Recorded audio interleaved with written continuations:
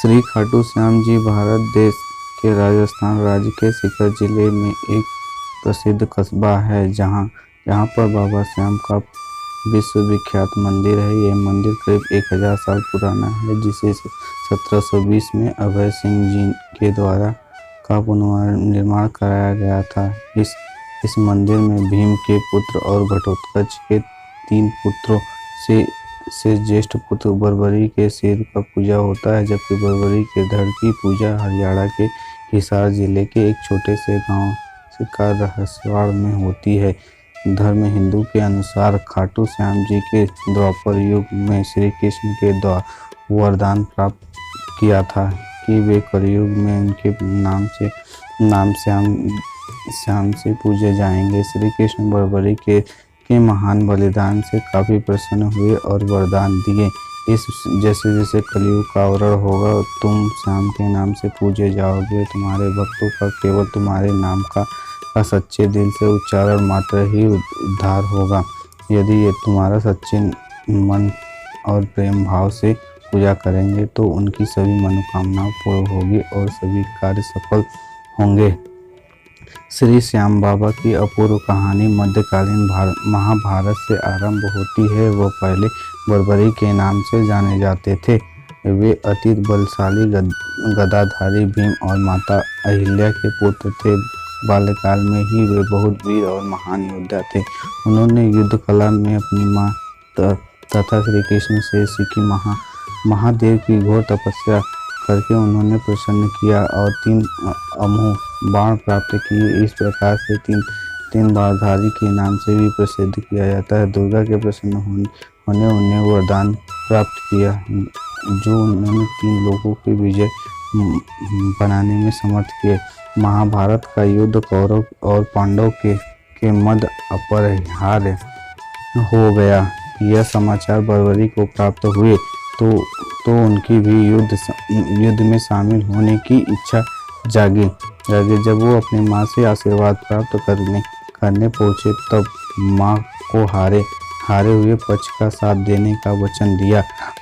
वे अपने नीले रंग के घोड़े पर सवार होकर 3 बाण और धनुष के साथ कुरुक्षेत्र में रणभूमि की ओर चले। सर्वव्यापी श्री कृष्ण ने ब्राह्मण वेश धारण कर बर्बरी का भेद जानने के लिए उन्हें रोका और उनकी बातों को सुनकर उनकी हंसी उड़ाई कि वह मात्र 3 बाण से युद्ध में सम्मिलित होने आए हैं। ऐसा सुनकर बर्बरी ने उत्तर दिया कि मात्र 1 बाण शत्रु सेनाओं को परास्त करने के लिए पर्याप्त है और ऐसे करने के बाद बाण वापस तुरीड़ में ही आएगा। यदि तीनों बाण को प्रयोग में लिया गया तो पूरे ब्रह्मांड का विनाश हो जाएगा। यह जानकर भगवान कृष्ण ने उन्हें चुनौती दी कि इस वृक्ष के सभी पत्ते को भेद कर दिखाओ। वे दोनों पीपल के वृक्ष के नीचे खड़े थे। बर्बरी ने चुनौती स्वीकार की और अपने तुरीड़ से एक बाण निकाला और ईश्वर को स्मरण कर बाण पेड़ के पत्तों की ओर चलाया। बाण के क्षण भर में पेड़ के सभी पत्ते को भेद दिया और श्री कृष्ण के पैरों के इर्द गिर्द चक्कर लगाने लगा, क्योंकि एक पत्ते उन्होंने अपने पैरों के नीचे छुपा लिया था। बर्बरी ने कहा कि आप अपने पैर को हटा लीजिए, अन्यथा ये बाण आपके पैर को भेद देगा। तत्पश्चात श्री कृष्ण ने बालक बर्बरी से पूछा कि वह युद्ध में किस ओर सम्मिलित होंगे। बर्बरी ने अपनी माँ को दिए हुए वचन को दोहराया और कहा, युद्ध में जो पक्ष निर्बल और हार रहा होगा उसी को अपना साथ देगा।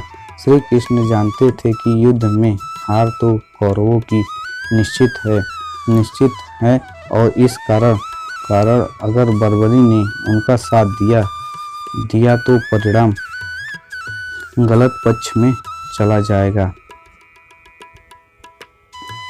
अतः ब्राह्मण रूपी श्री कृष्ण ने वीर बर्बरी से दान की अभिलाषा व्यक्त की।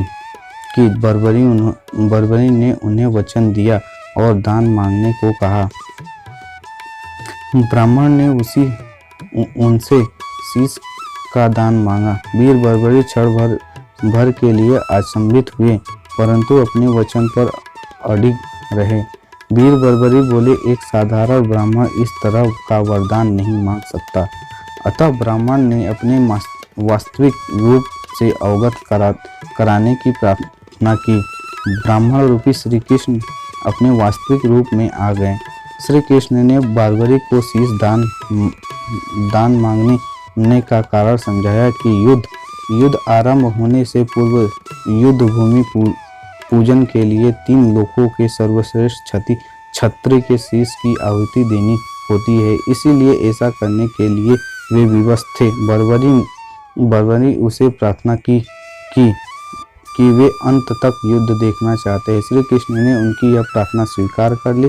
श्री कृष्ण ने इस बलिदान से प्रसन्न होकर बर्बरी को युद्ध के सर्वश्रेष्ठ वीर की उपाधि से अलंकृत किया। उसके शीश को युद्ध भूमि के समीप ही एक पहाड़ी पर सुशोभित किया गया, जहां से बर्बरी संपूर्ण युद्ध का जायजा ले सकते थे। फाल्गुन माह की द्वादशी को उन्होंने अपने शीश का दान दिया था। इस प्रकार वे शीश के दानी कहलाए। महाभारत युद्ध समाप्ति पर पांडवों में ही आपसी विवाद होने लगा कि युद्ध में विजय का श्रेय किसको जाता है। श्री कृष्ण ने उससे कहा, बर्बरी का शीश संपूर्ण युद्ध का साक्षी है, अतएव उससे बेहतर निर्णय भला कौन हो सकता है। सभी इस बात से सहमत हो गए और पहाड़ी की ओर चल पड़े। वहां पहुंचकर बर्बरी के शीश ने उत्तर दिया कि श्री कृष्ण ही युद्ध के विजय प्राप्त कराने में सबसे महान पात्र है। उनकी शिक्षा उपस्थिति युद्ध नीति की निर्णय थी। उन्होंने भूमि में सिर्फ उनका सुदर्शन चक्र घूमता हुआ दिखाई दे रहा था, जो शत्रु सेना को काट रहा था। महाकाली कृष्ण के आदेश पर शत्रु सेना के रक्त से भरे प्याले का सेवन कर रही थी। श्री कृष्ण वीर बर्बरी के महान बलिदान से काफी प्रसन्न हुए और वरदान दिए कि कलयुग में तुम श्याम नाम से जाने जाओगे, क्योंकि उस कलयुग में हारे हुए का साथ देने वाला ही श्याम नाम धारण करने में समर्थ है। उनका शीश खाटू नगर वर्तमान राजस्थान राज्य के सीकर जिला में दफनाया गया। इसके लिए उन्होंने खाटू श्याम बाबा कहा जाता है। एक गाय उस स्थान पर आकर रोज अपने स्तन का दूध की धारा स्वतः ही बहा रही थी। बाद में खुदाई के बाद शीश कटा हुआ प्राप्त हुआ, जिसे कुछ दिनों के लिए ब्राह्मण रूप सुदृढ़ कर दिया गया। एक बार खाटू नगर में एक राजा को स्वप्न में मंदिर निर्माण के लिए और वह शीश मंदिर में सुशोभित करने के लिए प्रेरित किया गया। तदंतर उस स्थान पर मंदिर का निर्माण किया गया और कार्तिक माह की एकादशी को शीश मंदिर में सुशोभित किया गया, जिसके रूप में मनाया जाता है। मूल मंदिर 1027 ईस्वी पूर्व के रूप सिंह चौहान और उनकी पत्नी नर्मदा कंवर द्वारा बनाया गया था। मारवाड़ के शासक ठाकुर के दीवान अभय सिंह ने ठाकुर के दर्शनों को 1920 ईस्वी में मंदिर का जीर्णोद्धार किया। मंदिर इस समय अपने वर्तमान आकार में लिया और गर्भगृह में प्रतिस्थापित किया गया। मूर्ति दुर्लभ पत्थर के बनाए गए खाटू परिवार की एक बड़ी संख्या के कुल देवता हैं।